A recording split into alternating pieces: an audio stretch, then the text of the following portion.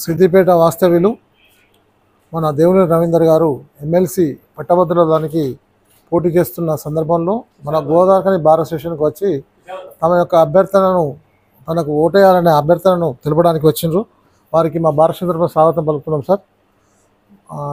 దీని గురించి తనను 2 నిమిషాలు మాట్లాడవలసిందిగా కోరుతున్నాం.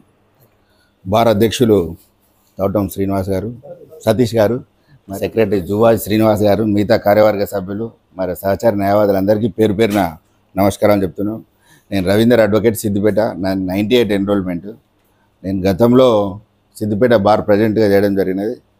నేను నా పీరియడ్లో వీలైనంత వరకు సాయం చేసినాను. బార్ అప్పుడు కరోనా పీరియడ్ ఉండే. కరోనా సమయంలో కరోనా బాధితులకు మరియు బాధిత బంధువులకు కూడా షెల్టర్ ఇప్పించడం జరిగినది.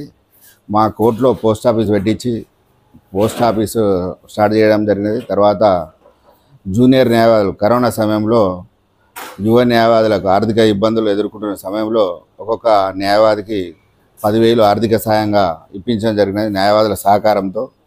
అదేవిధంగా ఫ్యామిలీ కోర్టుకు, మిగతా కోర్ట్స్ మా దగ్గర ఉన్న ఎమ్యూనిటీస్ అన్నీ మేము చేకూర్చుకున్నాము హరీష్ రావు గారి సహాయంతో. నా పీరియడ్లో అట్లే మా సిద్దిపేటలో ఒక్కటే జరిగింది, ఎక్కడ జరగలేదు. నా పీరియడ్లో ఏంటంటే 2016లో మేము అందరం అసైన్ ల్యాండ్ తీసుకున్నాము. అసైన్ ల్యాండ్ తీసుకొని దాన్ని రీఅసైన్ చేసుకొని ఒక 116 మంది అడ్వకేట్లకు హౌస్ సైట్స్ ఇప్పించడం జరిగినది. అది నా పీరియడ్లో బలవంతంగా మా కలెక్టర్ గారు వేరే దగ్గర అన్నా కానీ మేము బలవంతంగా జేసీబీలు పెట్టి మా కలెక్టరేట్ వెనకాలే మేము ఒక 116 మందికి స్థలము తీసుకోవడం జరిగింది. అది అందరి డిస్ట్రిబ్యూషన్ కూడా పొసెషన్ సర్టిఫికేట్ ఇప్పించాము. నేను ఒకవేళ ఎమ్మెల్సీగా ఎన్నికైనట్లయితే ప్రతి సంవత్సరం జాబ్ క్యాలెండర్ ఇప్పించి, అదే సంవత్సరం జాబ్ క్యాలెండర్తో పాటు టీఎస్పీఎస్సీ ద్వారా అదే సంవత్సరం రిజల్ట్ రిక్రూట్మెంట్ చేయించే విధంగా కృషి చేస్తాను. మన న్యాయవాదులకైతే స్పెషల్గా న్యాయవాదుల సంక్షేమం అనేది పెంపుతో పాటు ఇప్పుడు మనకు డెత్ బెనిఫిట్స్ తక్కువ ఉన్నది, తర్వాత ఇంజురీస్ అది కూడా తక్కువ ఉన్నది. దాన్ని పెంపు చేసే దిశగా ప్రయత్నిస్తాను.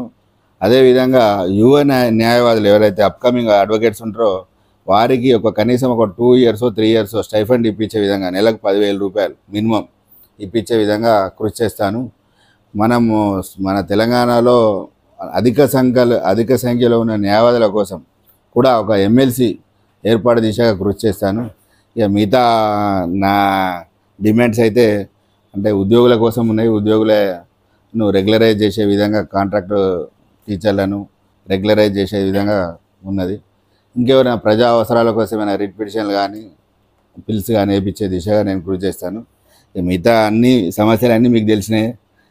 మీరందరి తోడ్పాటు సహకారం ఉండాలని మా బార్ ప్రెసిడెంట్ సెక్రటరీ ద్వారా నేను విజ్ఞప్తి చేస్తున్నాను.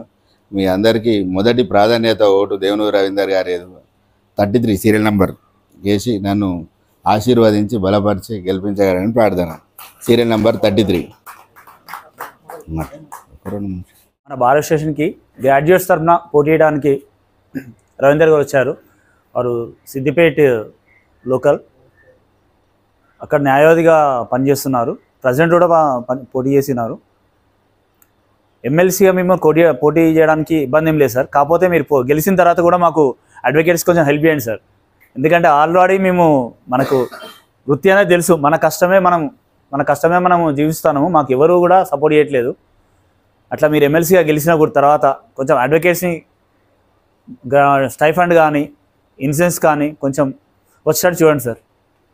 Thank you.